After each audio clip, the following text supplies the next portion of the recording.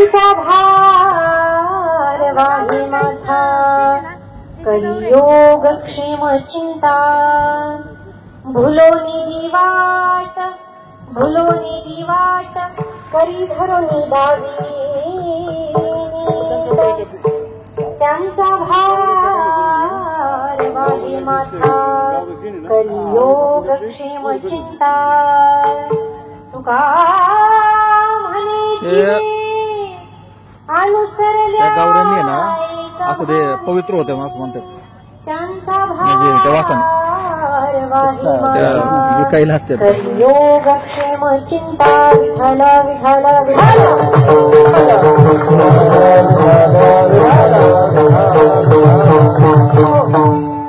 योक्त प्रविश्य मम वाचमी मां प्रसुप्ता संजीवयत्यखिल शक्तिधर स्वधाम्ना अन्यांश्च हस्तचरण श्रवणत्वगादीन् प्राणा नमो भगवते पुरुषाय तुभ्यं महायुगपीठे तटे भीमरथ्या वरं पुण्डरीकाय दातुं मुनीन्द्रे समागत्य तिष्ठन्तमानन्दकन्दं परब्रह्मलिङ्गं भजे पाण्डुरङ्गं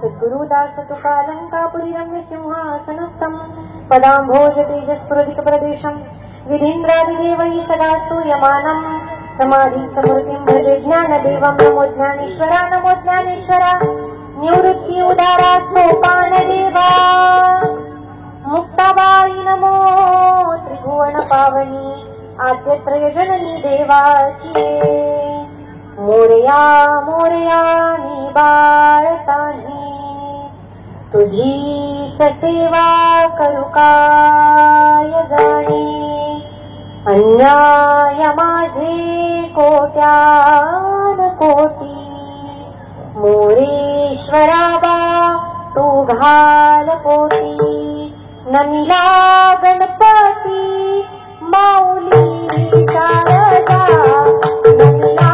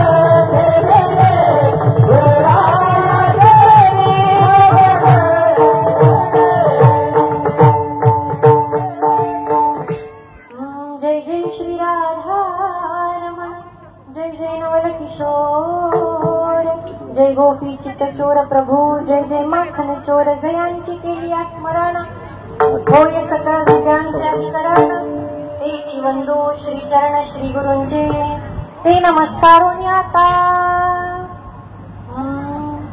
कृपावंत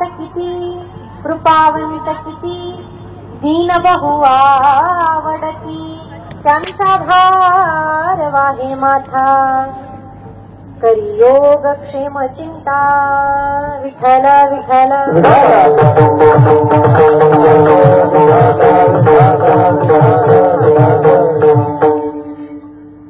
महाराष्ट्राचं आराध्य दैवत राजाधिराज भगवान श्री पांडुरंग परमात्मा, मुक्त कैवल्य तेजोनिधी आळंदी वल्लभ महावैष्णव श्री ज्ञानराज म्हणून, बुद्धिदाता श्री गणेश, कलेची व विद्येची अधिष्ठात्री असणारी मा सरस्वती, माझे आई वडील, माझे गुरुवर्य, माझ्या समोर उपस्थित, माझ्यापेक्षा ज्ञानानं मानानं वयानं अनुभवानं उपस्थित ज्येष्ठ श्रेष्ठ कीर्तनकार वर्ग असेल, प्रवचनकार वर्ग असेल, उपस्थित मातृभगिनी वर्ग, श्रोतृ वर्ग, गायक वादक तथा आदी करून सर्व कलाकार वर्ग, तुम्हा सर्वांच्या चरणी साष्टांग भावानं प्रणिपात करून भगवंताच्या नामचिंतनाला आरंभ. विठ्ठल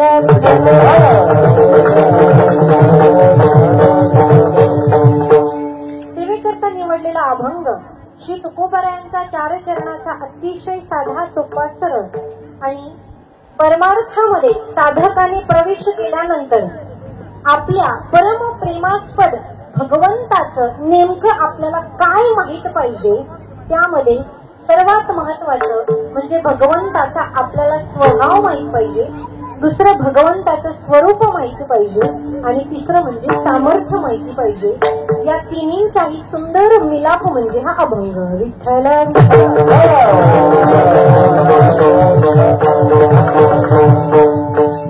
बघा, देवाच्या सेवेचं हे औचित्य आहे, बरोबर. आणि तुकोबराय म्हणतात की भगवंताच्या सेवेनं म्हणजे देवाच्या गुणाची सेवा असेल, लीलेची सेवा असेल, भगवंताची कुठलीही सेवा असेल तर भगवंताची सेवा करून मी काय करीन, माझं जीवन अंतर्बाह्य पवित्र करून घेईल, बरं का. मग भगवंताचा, ऐका माझ्याकडे लक्ष द्या सगळ्यांनी, परमार्थामध्ये प्रवेश होत असताना साधक एकतर देवाच्या रूपावर तरी ढाळतो, दुसरं म्हणजे देवाचं गुण ऐकून तरी परमार्थात प्रवेश करतो, बरोबर, किंवा देवाच्या लीला ऐकून तरी परमार्थात प्रवेश करतो. आता भगवंताचे रूप जर बघायला गेलं तर साक्षात तुकोबराय म्हणतात, देवा तुझं रूप मी पाहिलं आणि तुझ्या रूपाच्या आधाराने माझं जीवन अंतर्बाह्य मी काय करून घेईल, पवित्र करून घेईल. कोण म्हणतात? तुकोबराय म्हणतात. काय म्हणतात? पवित्र होईल चरित्र उच्चारे, रूपाच्या आधारे भोजनिया, रूपाच्या आधारे भोजनिया, रूपाच्या आधारे भोजनिया. पवित्र होईल चरित्र उच्चारे,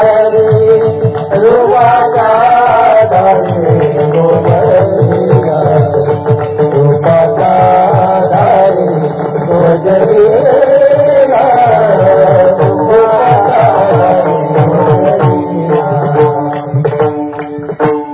पवित्र होईल पण कसं? चरित्र उच्चारे, रूपाच्या आधारे भोजनिया. तुझ्या रूपाच्या आधारानं, तुझ्या गुणांच्या आधारानं मी माझं जीवन अंतर्बाह्य पवित्र करून घेईन. यापुढे जाऊन सांगते, ऐका. आपण सगळे देवाची सेवा करतोय, त्याचबरोबर आपण सर्व उत्सव प्रिय मंडळी आहोत, बरोबर की नाही?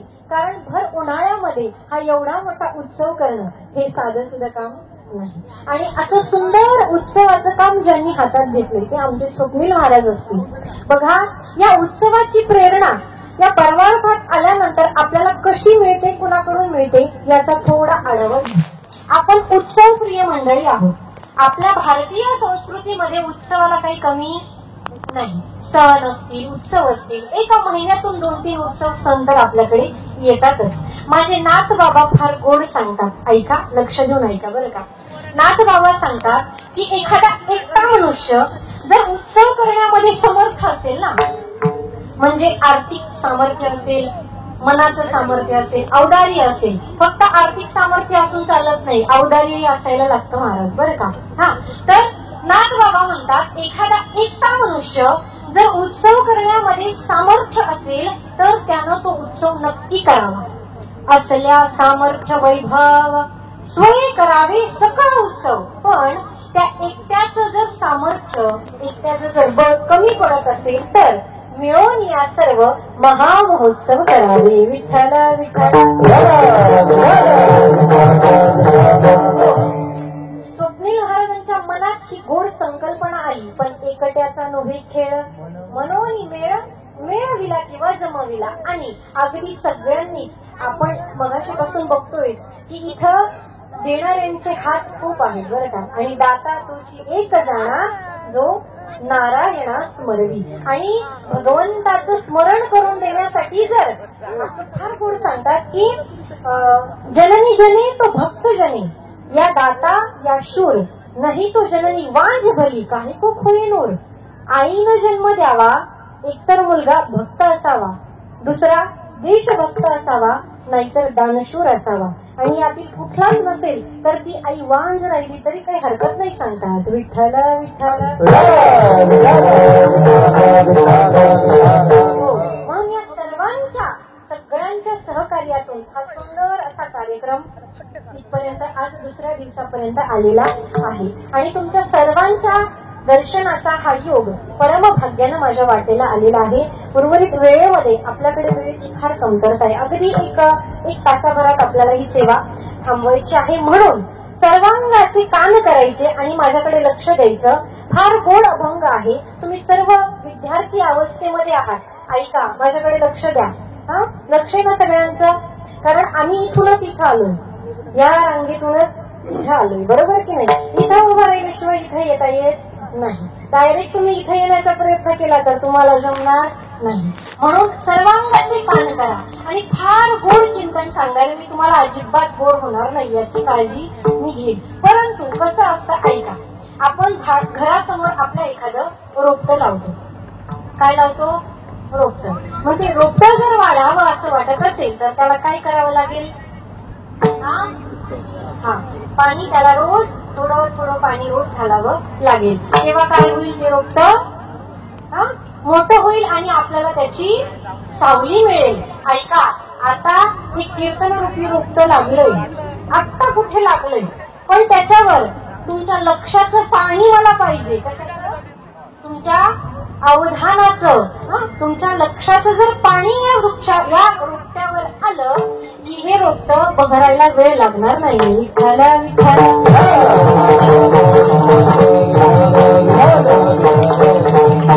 ऐका, म्हणून फार गोड तुकोबरा या अभंगातून आपल्याला सांगतात की बघा, परमार्थामध्ये प्रवेश केल्यानंतर आपल्याला आपल्या देवाच्या काही गोष्टी माहिती पाहिजे. अहो, साधं उदाहरण घ्या. प्रपंच सुरू करत असताना आपण समोरच्या व्यक्तीचं किती किती गोष्टी पाहतो आणि इथं आपलं सर्वस्व ज्याला अर्पण करायचंय त्या देवाच्या कमीत कमी काही गोष्टी तर आपल्याला माहित पाहिजे की नाही, बरोबर. अहो, सर्वस्व अर्पण करायचं म्हणजे समर्पण करायचं. आणि जीवनात जर समर्पण चुकलं ना तर जीवनाचं सरपण व्हायला वेळ लागत नाही. विठ्ठल विठ्ठल. म्हणून सरपण व्हायचं नसेल तर जीवनामध्ये समर्पण योग्य व्यक्तीला केलं पाहिजे. मग आपलं समर्पण हे ज्ञानोबरायांकडे असावं, तुकोबरायांप्रती असावं, नाथबाबांप्रती असावं, वारकरी संप्रदायाप्रती आपलं समर्पण असेल ना. संप्रदाय कसा आहे सांगू? मातृत्वाच्या हृदयाचा संप्रदाय भरलेला आहे. कसं? एखादं जर लहान मुलं असेल ना आणि त्याला जर सर्दी झाली, माऊली काय झाली? सर्दी झाली तर मला सांगा, त्या लहान लेकराची सर्दी कोण पुसतो? आई पुसते का वडील?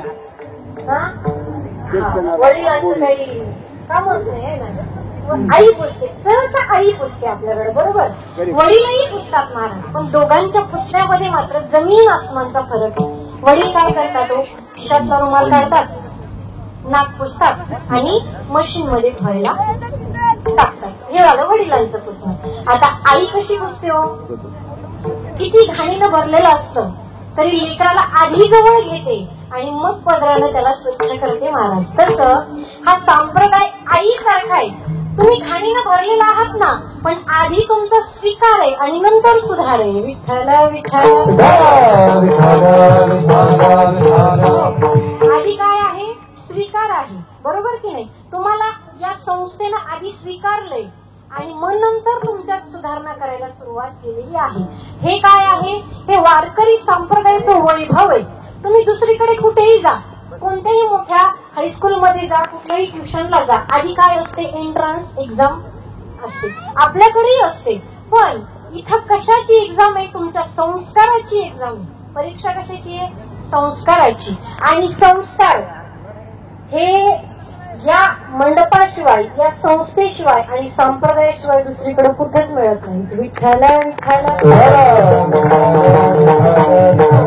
माझा मुद्दा एवढाच आहे की आपलं जीवन ज्या व्यक्तीला समर्पित करतो त्याचं सर्वस्व आपण बघतो.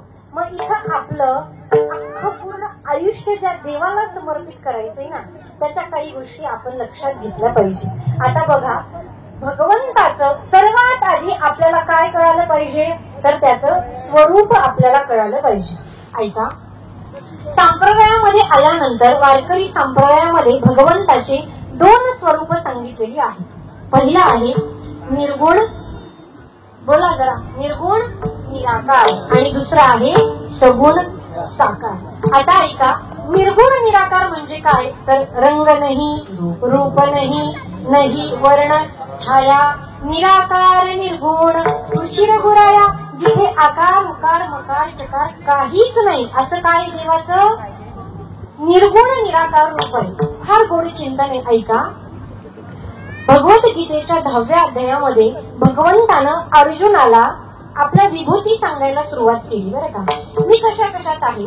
पार्थाने म्हणजे अर्जुनाने विचारलं बाबा की देवा, तसा तर तू सर्वांच्या हृदयामध्ये आहेस, बरोबर? ममैवांशो जीवलोके जीवभूत सनातना मनषष्टानी इंद्रियानी प्रकृतीस्थानी करिष्यति, कैसा हृदयामध्ये मी रामू असता सर्व सुखाचा आरामू, का भ्रांतासी कामू विषयावरी. सर्वांच्या हृदय देशी आहे की नाही? सर्वांच्या हृदयात कोण आहे? परमात्मा आहे. म्हणजे जळी स्थळी काष्टी पाशाने तू सगळीकडे आहे. पण जर तुला विशेषत्वानं शोधायला गेलो तर तू कशा कशात सापडशील? कोणाचा प्रश्न कोणाला आहे? अर्जुनाचा प्रश्न आहे श्रीकृष्णाला.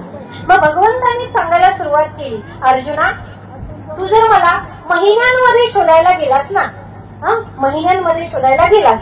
आता मला सांगा पुराणो, किती महिने बरं आपल्याकडे? कोणते?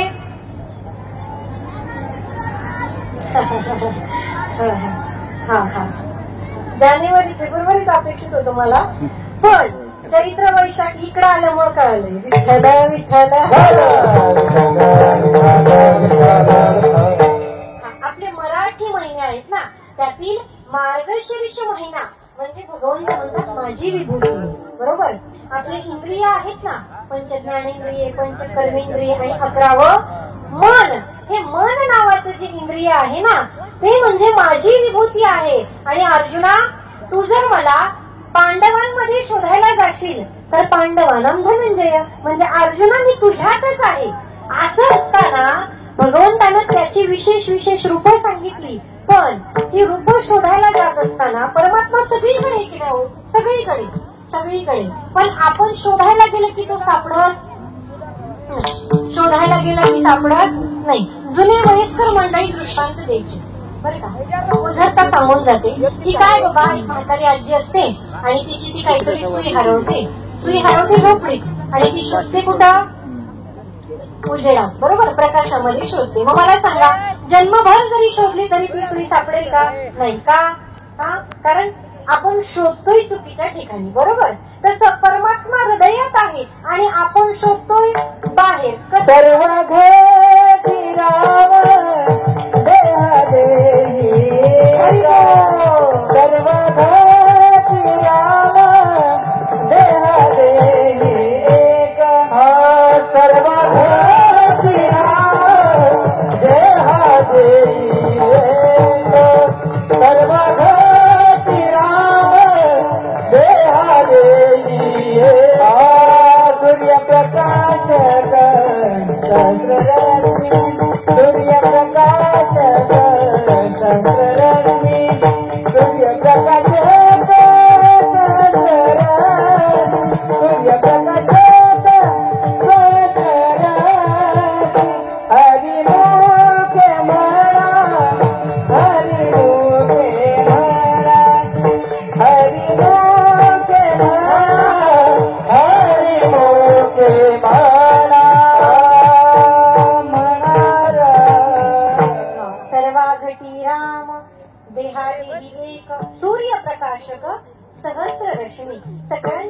आपल्यामध्ये परमात्मा आहे, पण आपण शोधतोय चुकीच्या ठिकाणी. म्हणून असं सांगतात, फार गोड वर्णन करतात की तुम्ही चुकीच्या ठिकाणी शोधलं की सापडणार नाही.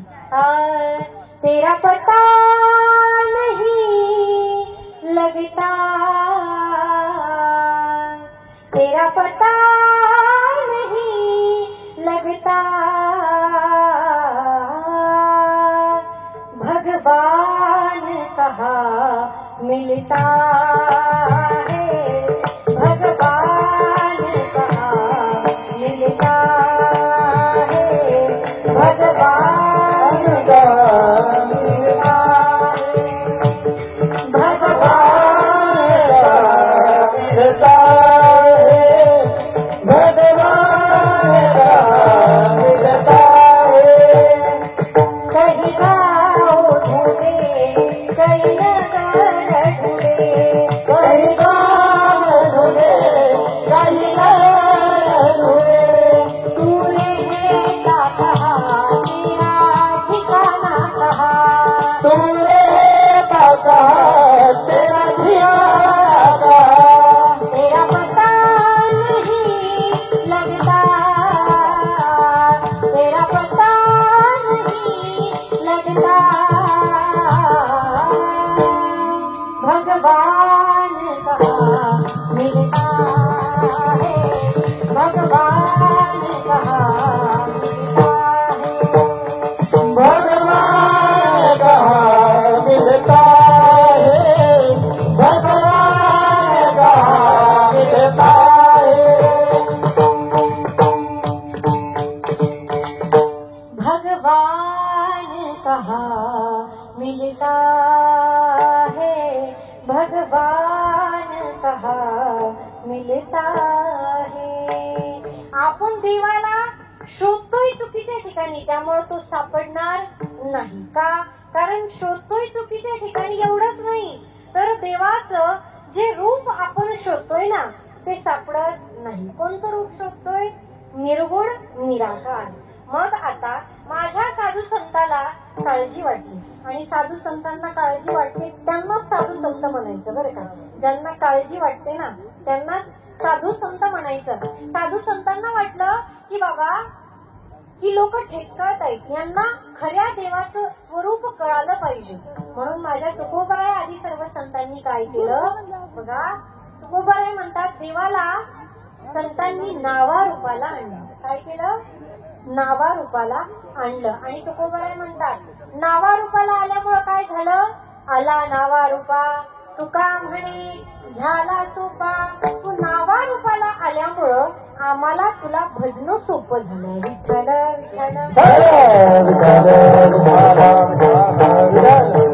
मग आता नावा रूपाला आला म्हणजे काय झालं?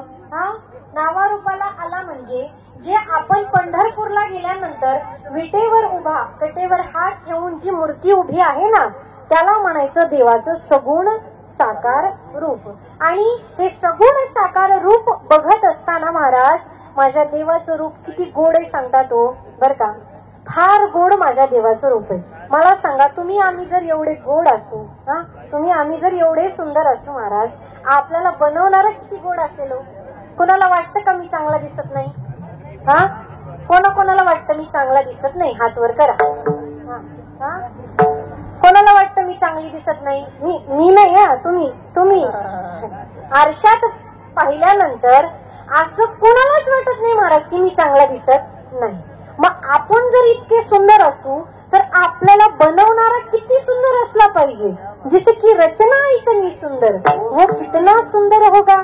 आणि अजून ऐका माझ्या या देवाचं सुंदर साजीरो गोजीरो रूप माझ्या सीताई साहेबांनी पहिल्यांदा पाहिलं बर का. प्रभू रामचंद्राचं रूप मिथिला नगरीमध्ये पहिल्यांदा पाहिलं आणि आईसाहेब पाहतच राहिल्या. राम को देख कर श्री जनक नंदनी, राम को देख कर श्री जनक नंदनी, बाग में जा खड़ी रह गई. राम को देख कर श्री जनक नंदनी, बाग में जा खड़ी रह गई. राम देखे सिया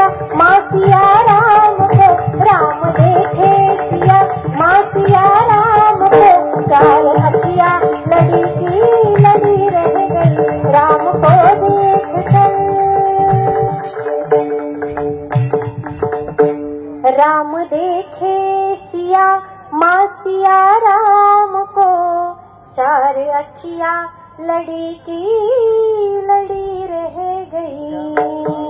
पाहिलं आणि पाहतच राहिल्या का? कारण माझा परमात्मा आहेच तेवढा सुंदर. विठ्ठला विठ्ठला.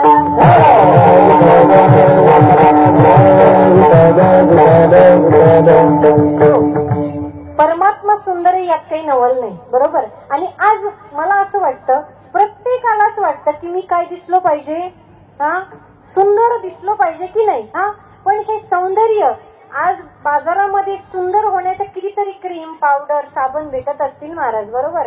हा काय झालं, जाहिरात आता टीव्ही सगळ्यांच्याच घरी असेल, बरोबर. हा टीव्ही वरती जाहिरात येतात काय, हा ही पावडर लावा, ही क्रीम वापरा, हा साबण वापरा. आजोबा बसले होते घरात बर का महाराज, आणि ह्या जाहिराती चालल्या होत्या. आता आजोबा विचारतात की बाबा ही कशाची जाहिरात आहे. म्हणजे काही मी म्हटलं काही नाही बाबा, काय गोर होण्याची जाहिरात आहे. काय गोर होण्याची जाहिरात आहे. आजोबा म्हणतात काय आमचा काळ होता, आम्ही सगळे गोऱ्यांना हकलून लावायच्या तयारीत होतो आणि आज सगळ्यांनाच गोरं व्हावं वाटतंय महाराज, बरोबर. गोरं व्हावं किंवा गोरं होऊ नये या मताची मी नाही. सौंदर्य असतं ना, सौंदर्य हे मनाचं लागतं. हा काय असतं, शृंगाराविना जे सुंदर असतं ते आत्मसौंदर्य असतं. काय सुंदर मेकअप करून तर कुणी सुंदर दिसतं महाराज, बरोबर. मग हे सौंदर्य येण्यासाठी भक्ती लागते, सौंदर्य येण्यासाठी नामस्मरण लागतं, आणि सौंदर्य येण्यासाठी तप लागतं. विठ्ठला विठ्ठला.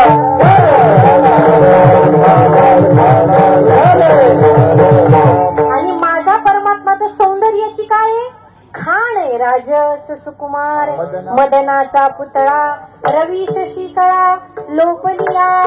माझा देव किती सुंदर आहे सांगतात, किती सुंदर माझा परमात्मा आहे. ऐकू द्या थोडा, थोडा. उभा आहे विटेवरी आनंदाचा कंद, उभा आहे विटेवरी आनंदाचा कंद. सावळा गोविंद, सावळा गोविंद. गोजिरेचे रूप आहे सावळी शिकाया, माझा विठुराया देई माऊलीची माया. सोडावी तो पाश सारे तोडी भवबंध, सावळा गोविंद, सावळा गोविंद, सावळा गोविंद, सावळा गोविंद. विठ्ठल विठ्ठल.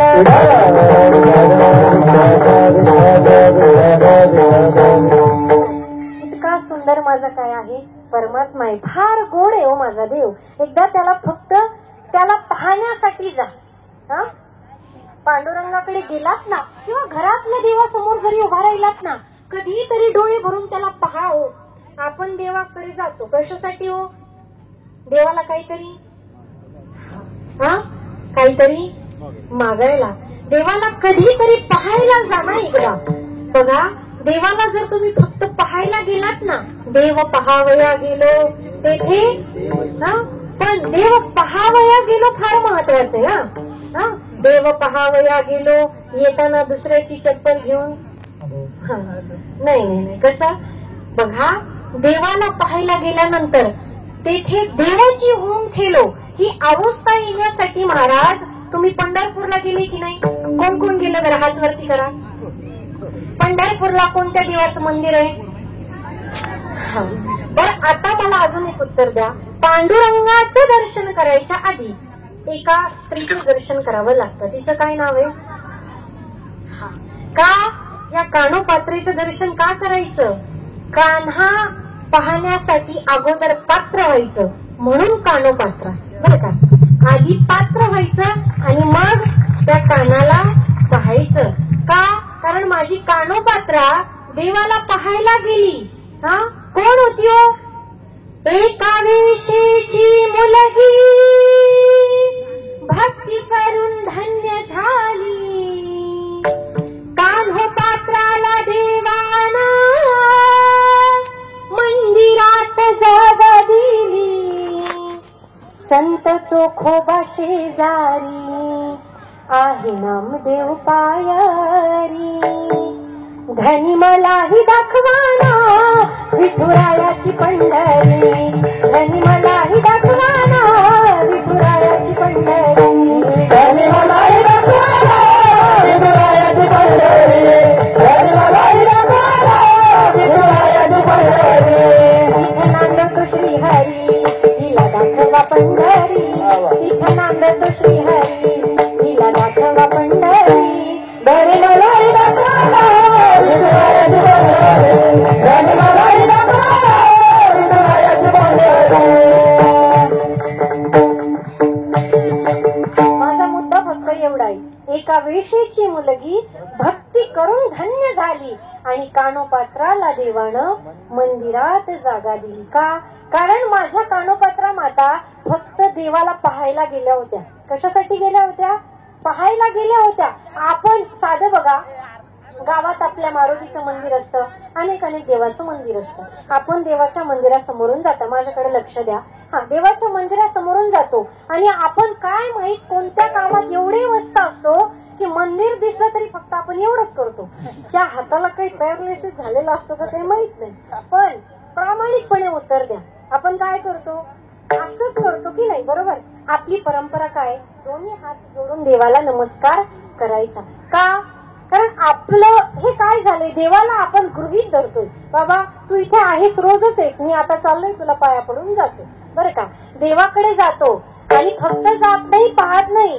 असा एकही व्यक्ती नाही जो देवाकडे गेलाय आणि काही मागितलं नाही. बरोबर. तुकोबराय आधी करून सर्व संत यायचे, त्यात तेव्हा देवाला वाटायचं की यांनी माझ्या काहीतरी मागावं, यांनी मला काहीतरी मागावं. अहो, असं सांगतात की तुकोबराय जेव्हा यायचे तेव्हा माझ्या देवाचं शिर हे झुकलेलं असायचं. का? कारण तुकोबरायांच्या सेवेचं ओझं देवावर झालं होतं आणि तुकोबरायांनी काहीतरी मागावं अशी देवाची इच्छा होती. आपण मंदिरात गेल्यावर देवाला टेन्शनच येतं महाराज. देवाला वाटतं एवढे वेळेस तरी यानं काहीतरी मागू नाही. का? कारण देवाला माहितीये की हा येतोय ना, हा मागण्यासाठीच येतोय. म्हणून फार गोड वाक्य आहे. असं सांगतात कि ये मंदिर भी एक गजब की जगह है. ये मंदिर भी एक गजब की जगह है. इधर गरीब बाहर भीख मांगते हैं और अमीर अंदर भीख मांगते हैं.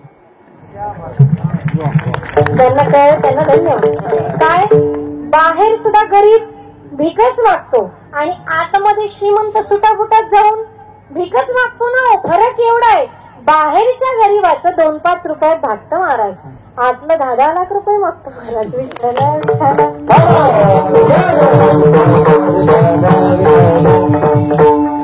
देवाकडे गेलोय आणि मागितलं नाही असं कधी झालं नाही. काय झालं? आता प्रत्येक देवाची काही ना काही वेगळी ख्याती असते. आपलं वैभवच एवढं मोठं आहे की 33 कोटी देवता आपल्याकडे आहे आणि त्या प्रत्येक देवाचे काही ना काही विशेषत्व आहे. काय झालं? एका उंच टेकडीवर एका देवीचं मंदिर होतं. ऐकताय ना? माना वगैरे हलवा जराशा. हा, उंच टेकडीवर देवीचं मंदिर होतं आणि त्या देवीची ख्याती अशी होती दादा की ती देवी दुसऱ्यांसाठी मागितलं तरच द्यायची. काय? दुसऱ्यांसाठी मागितलं तरच द्यायची. आता किती मोठी पंचायत आहे. इथं आपल्या मागण्यांची यादी संपत नाही आणि दुसऱ्यांसाठी कधी मागणार. एक तरुण मुलगा देवीच्या दर्शनासाठी निघाला. आता तिथल्या पुजाऱ्यांचं एक काम होतं की त्यांनी सांगायचं की या देवीची अशी अशी ख्याती आहे. म्हणून त्या मुलाला थांबवलं आणि सांगितलं की बाबा, अरे त्या देवीची अशी ख्याती आहे की तू दुसऱ्यांसाठी मागितलं तरच ती तुला देईल. विठ्ठल विठ्ठल.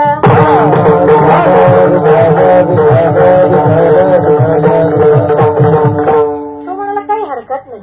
गेला, देवीचं दर्शन घेतलं आणि माघारी आला. आता 21व्या शतकातला मुलगा, तरुणा बांड पोरगा, पुजाऱ्यांना वाटलं की याला देवीकडे काय बरं मागितलं असेल.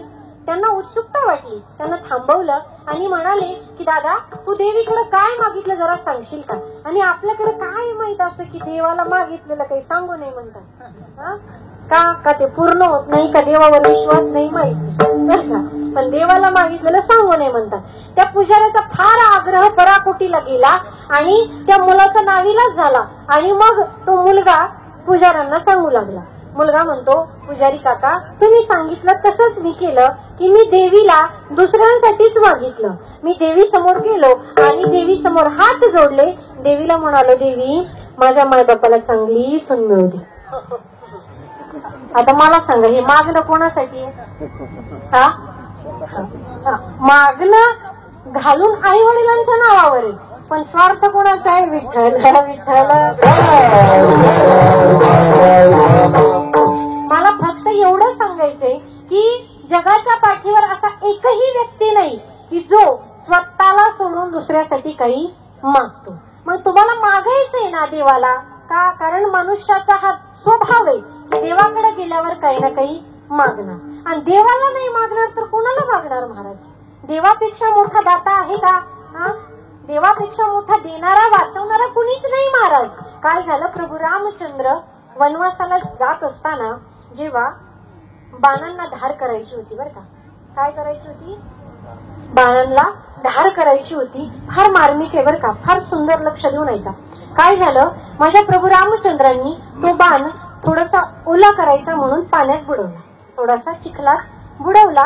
आणि चिखलात बुडवल्यावर टोकाला पाहिलं तर थोडस रक्त लागलेलं होतं. रक्त लागलेलं पाहिलं आणि माझ्या प्रभूंना वाटलं की ज्या अर्थी या बाणाच्या टोकाला रक्त लागले त्या अर्थी कोणातरी जीवाच्या पाठीत पोटात हा बाण शिरलेला आहे. थोडासा चिखल बाजूला केला आणि पाहिलं तर एका बेडकाच्या पाठीत हा बाण घुसला होता. त्या बेडकाला हातात घेतलं आणि विचारलं, अरे जेव्हा गरज नसते तेव्हा रात्रंदिवस ओरडत असतोस ना. बेडूक रात्रंदिवस ओरडतं का की नाही? रात्री जरा जास्त आवाज येतो आपल्याला, बरोबर? जेव्हा गरज नसतेस तेव्हा विनाकारण रात्र रात्र ओरडत असतोस.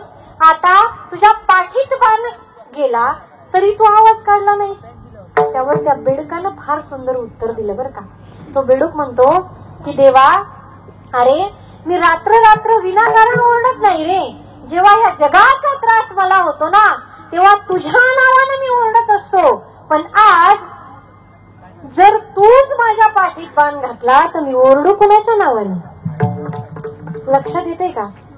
आज जर रक्षकच भक्षक झाले तर आपण जगायचं कुणाकडे बघून? विठ्ठल विठ्ठल.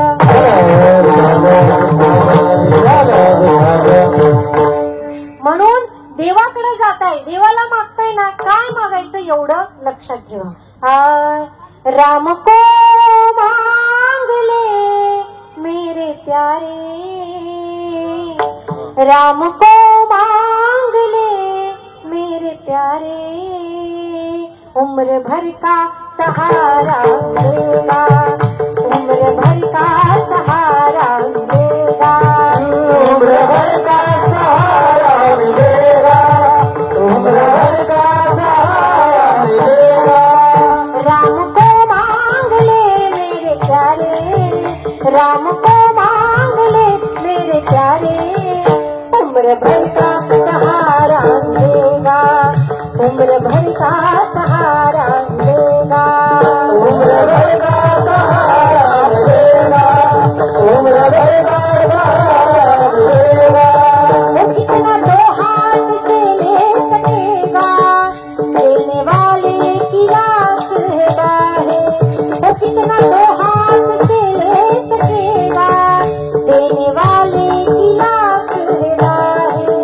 सिर्फ इनके चरण में तुमको, सिर्फ इनके चरण में तुमको जिंदगी भर उजाला मिलेगा, जिंदगी भर उजाला मिलेगा, उम्र भर का सहारा मिलेगा, उम्र भर का सहारा मिलेगा, उम्र भर का सहारा मिलेगा।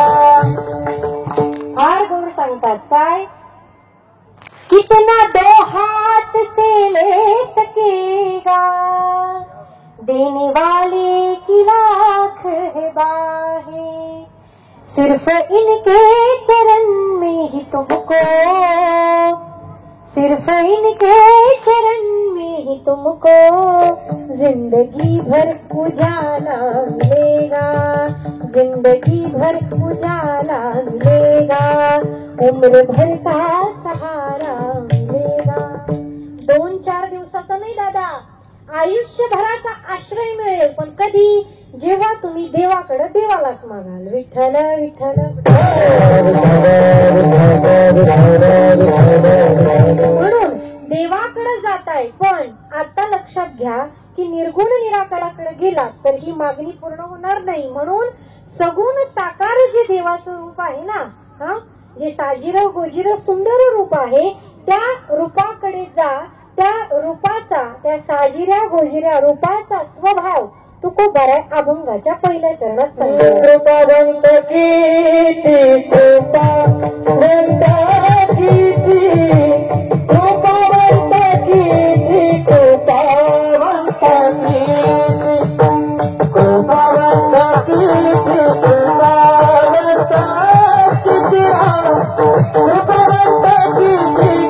कृपावंत कीर्ती, कृपावंत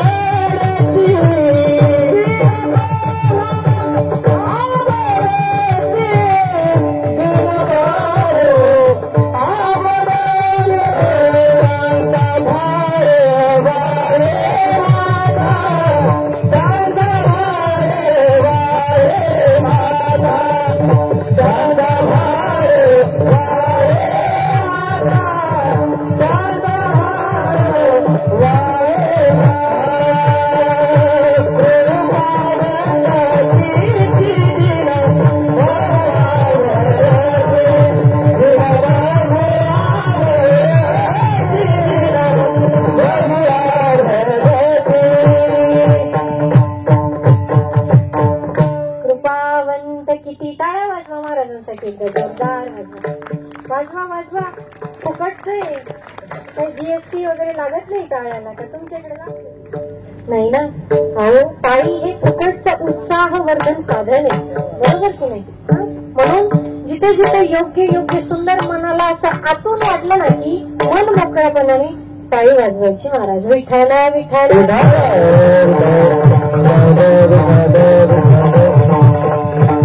तुकोबारायांनी माझ्या परमात्म्याचा स्वभाव सांगितला. कसा आहे परमात्मा? कृपावंत किती. बघा परमात्मा कसा आहे हो? कृपावंत आहे. लक्ष देऊन ऐका. तुम्ही सगळे शाळेत जाता ना, शाळेमध्ये व्याकरण शिकवतात की नाही? प्रत्यय शिकवतात आपल्याला, बरोबर? मग जिथं जिथं वंत हा प्रत्यय येतो ना तिथे विपुलता सिद्ध होत असते. काय? कृपावंत. वंत विपुलता म्हणजे आजच्या भाषेत अनलिमिटेड.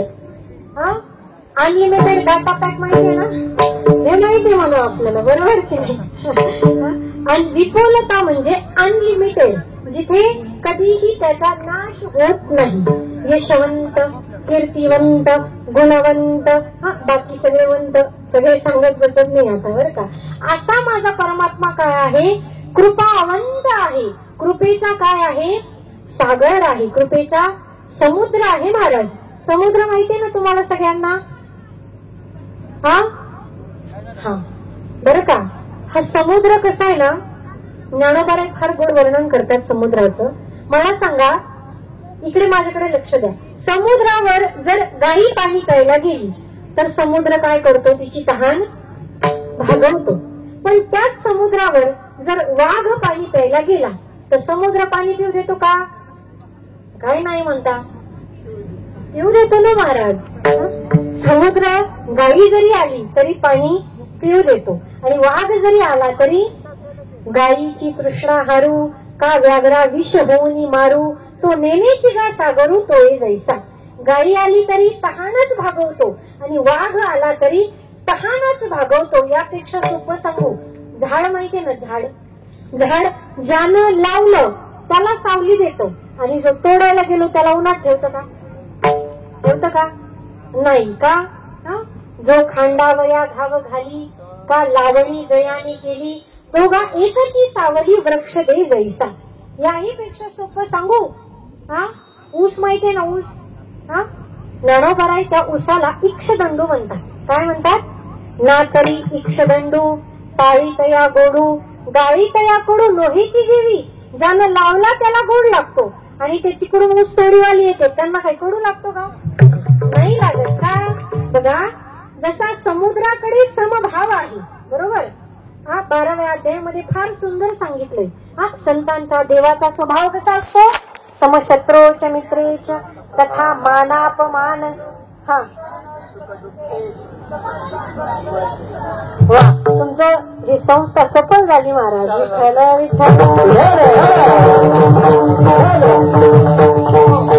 हे फार कमी ठिकाणी ऐकायला मिळतं मागून बरं का, फार कमी ठिकाणी.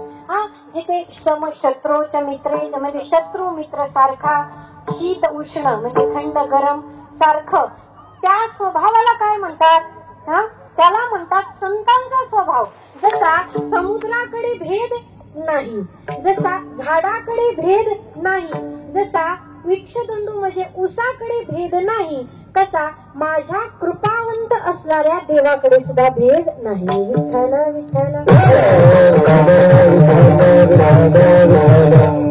भेद नाही, फक्त एवढं बोलून तुकोबाराय थांबत नाही. ते म्हणतात की कृपावंत तर आहेच, पण त्याला दीन फार आवडतात. दीन बहु आवडती. दीन बहु आवडती म्हणजे काय हो? दीन म्हणजे काय? दीन म्हणजे जे पैशानं दीन आहेत ते का? नाही. जे इंद्रियांच्या अधीन झाले ते दीन का? नाही. हे दीन कुणाला म्हटलंय ना, फार गोड त्याचं सूत्र सांगतात. भगवंताला कोणते दीन आवडतात? ईश्वरस्य अपि अभिमान द्वेषित्वात दैन्य प्रियत्वाच. म्हणजे ज्यांनी अनाठाई असणारा अभिमान धारण केलाय त्यांच्याबद्दल देवाला द्वेष वाटतो, आणि ज्यांनी स्वतःकडे नेमकेपणा घेतलाय ना ते देवाला फार आवडतात. विठ्ठल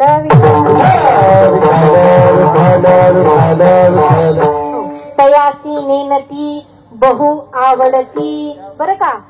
उपमन्यू धुरू हे काय जाणती, तयाच्या चित्ती नारायण. अहो, ध्रुवबाळ असेल, उपमन्यू असेल, मनामध्ये काय आहे? ज्यांनी स्वतःकडे नेमकेपणा धारण केलाय, जाणोनी नेनते करी माझे मन, या बोधावर ज्यांची वृत्ती आरूढ झालीये ना ते देवाला फार आवडतात. विठ्ठल विठ्ठल. आणि अशा दीन भक्तांसाठी परमात्मा काय करतो? दुसऱ्याच्या त्यांचा भार वाहे माता, त्यांचा भार वाहे माता, त्यांचा भार वाहे माता, त्यांचा भार वाहे माता, त्यांचा भार वाहे माता, त्यांचा भार वाहे माता, त्यांचा भार वाहे माता,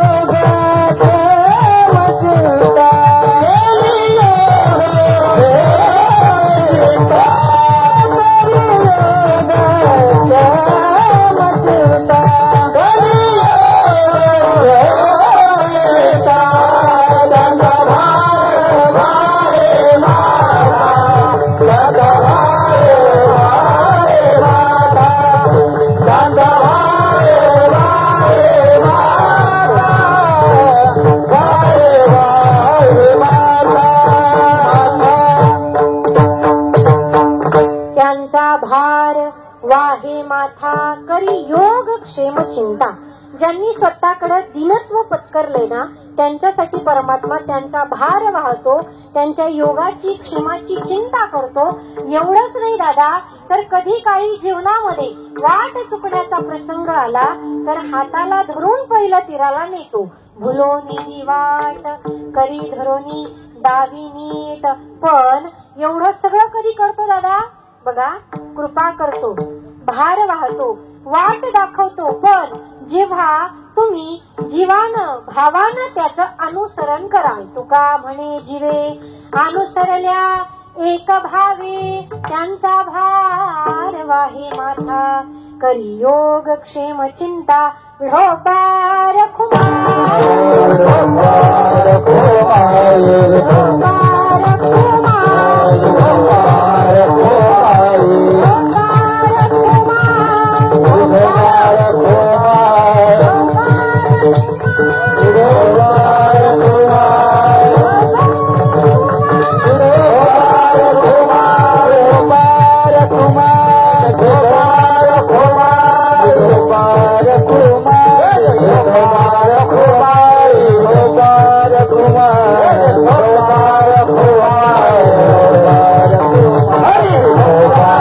विठोबार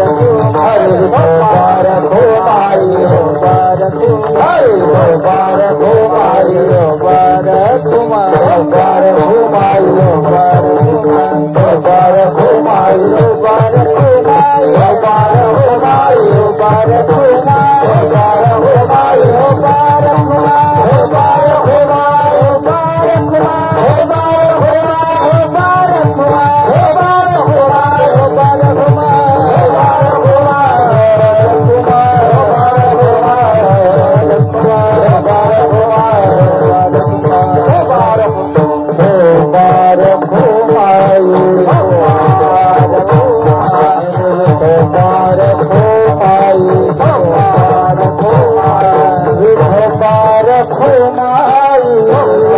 विठोबार खुमार, विठोबार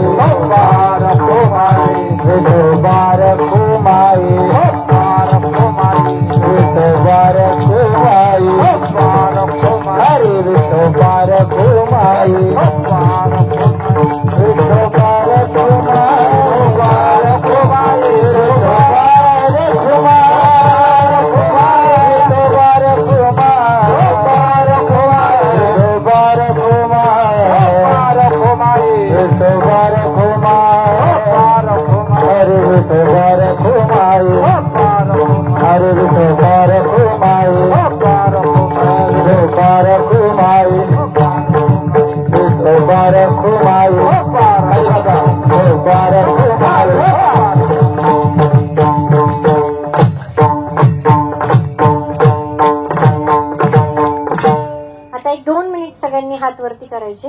आपण गोड त्या देवाचं भजन करू. आवाज द्या थोडा दादा. करा करा. ज्यांना 2 हात आहेत त्यांनी हात वरती. तुम्हाला शेजारीची शपथ आहे बघा.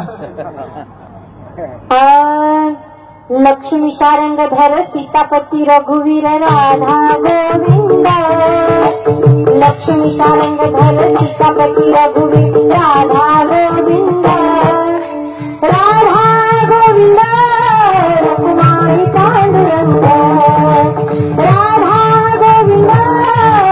रखुमाई पांडुरंग लक्ष्मी सारंगधर सपती रघुपति राधा गोविंद लक्ष्मी सारंगधर सपती रघुपति राधा गोविंद राधा गोविंद रखुमाई पांडुरंग राधा गोविंद रखुमाई पांडुरंग लक्ष्मी सारंगधर सपती रघुपति राधा गोविंद लक्ष्मी सारंगधर सपती रघुपति राधा गोविंद राधा गोविंद रखुमाई पांडुरंग राधा गोविंद रखुमाई पांडुरंग राधा गोविंद रखुमाई पांडुरंग राधा गोविंद रखुमाई पांडुरंग राधा गोविंद रखुमाई पांडुरंग राधा गोविंद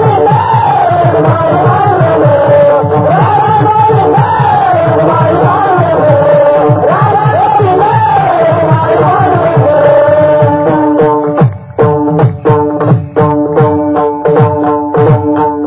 हा बसा आता जागेवर सगळे.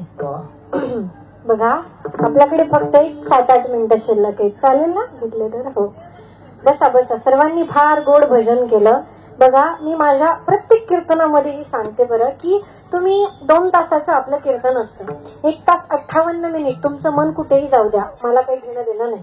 पण हे 2 मिनिटाचं भजन तुम्ही जर सर्वांगानं केलं ना तर हे भजनच देवापर्यंत जातं महाराज. म्हणून कधीही कोणतंही कीर्तन असलं कुणाचंही असलं तरी जेव्हा हे भजन येईल ना तेव्हा भजन प्रामाणिकपणे करायचं. विठ्ठल विठ्ठल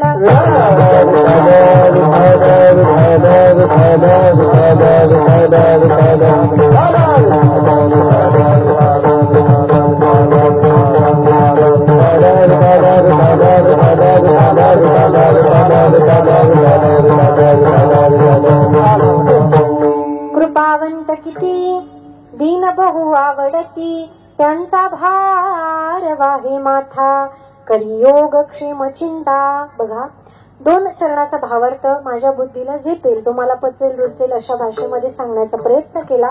माझ्याकडे फक्त 10 मिनिट शिल्लक आहे. जाता जाता तुम्हाला फार नाही पण 4 गोष्टी सांगून जाते आणि त्याचा जीवनामध्ये जर अवलंब केला तर नक्की जीवनाचं सोनं झाल्याशिवाय राहणार नाही. आणि आपण ज्या कारणास्तव इथं जमलोय बरोबर काय आहे बाबा की आमचे बंधुतुल्य असणारे स्वप्नील महाराज काळाने यांनी सुंदर असं हे भव्य दिव्य श्री माऊली बालसंस्कार शिबिर चालू केलेलं आहे. आणि या शिबिराचा एकच हेतू आहे की ही पिढी संस्कारक्षम बनली पाहिजे. का? कारण घरात फक्त कार असून चालत नाही, संस्कार सुद्धा लागतात बरं का.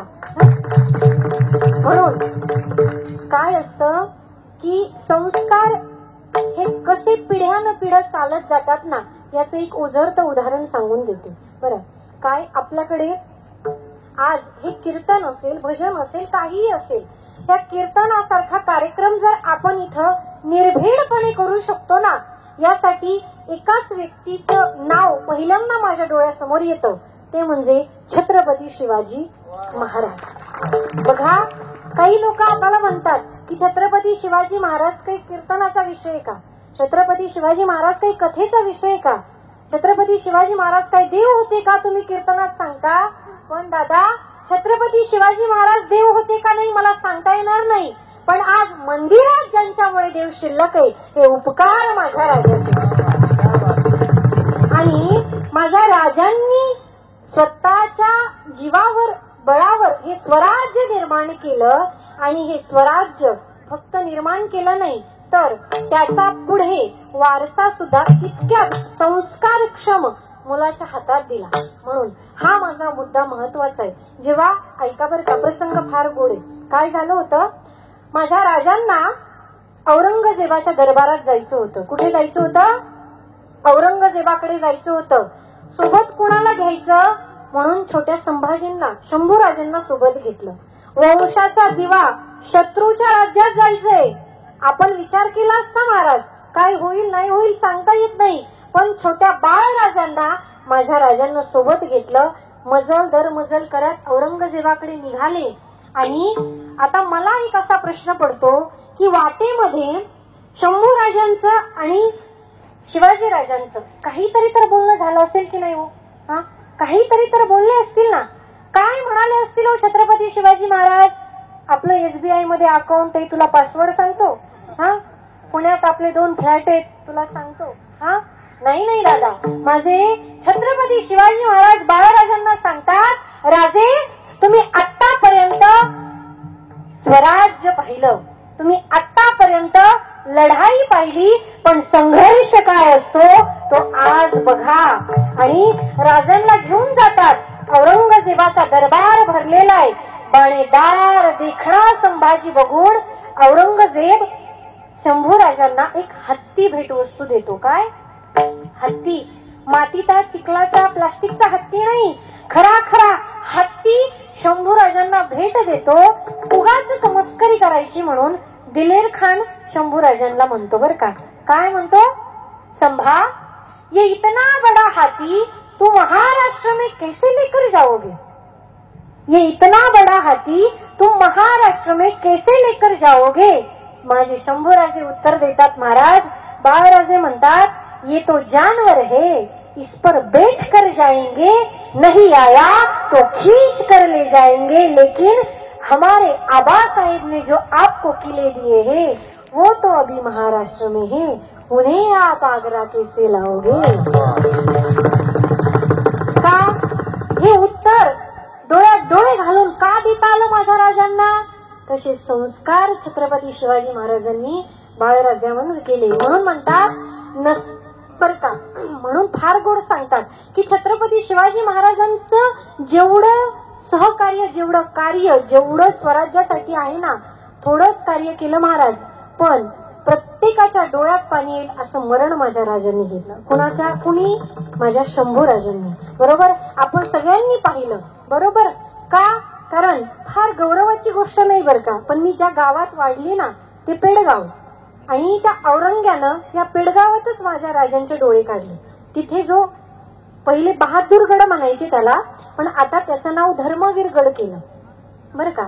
आणि तिथे का या औरंगजेबाला महाराजांच्या सेनेविषयी एवढी भीती होती की महाराजांचं जे सैन्य होतं ना ते तुम्ही जर कुठल्याही गडावर शंभूराजांना ठेवा तिथे पोहोचेलच, पण हा सपाटीचा किल्ला निवडला कारण त्या आपल्या मावळ्यांना तिथे येता येणार नाही. म्हणून या औरंगजेबानं जेवढे हाल हाल करून माझ्या राजांना मारलं ना, याचा बदला म्हणून आपल्याला काही ढाल तलवारीची लढाई करायची नाही. आपल्याला आज लढाई करायची ती विचारांची, आपल्याला लढाई करायची संस्काराची, आपल्याला लढाई करायची आपल्या धर्माची, आपल्याला लढाई करायची आपल्या संप्रदायाची. विठ्ठल विठ्ठल.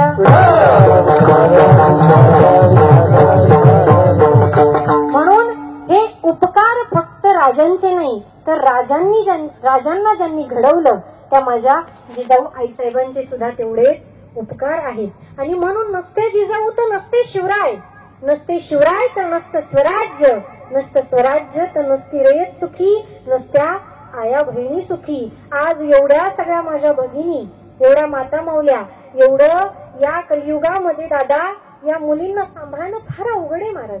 आणि एवढी मोठी धुरा तुम्ही हातात घेतलीये ना, पांडुरंगाकडे एकच प्रार्थना करते दादा की मुली असो मुलं असो, पण या संप्रदायामध्ये यारे यारे लहान थोर याती भलत्या नारी नर करावा विचार न लगी चिंता कवनाची. म्हणून फक्त एवढं सांगेन दादा, हा एवढा मोठा विडा उचललाय ना, म्हणून माझ्यासारख्या कितीतरी बहिणी तुमच्यासाठी धावून येतील बरं का.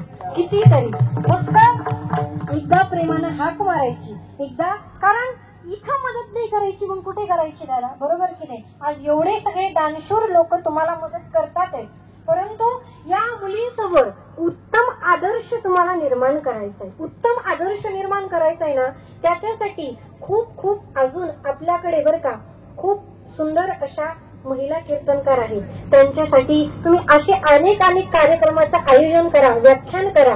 काय आहे बरं का, कोणती गोष्ट चालू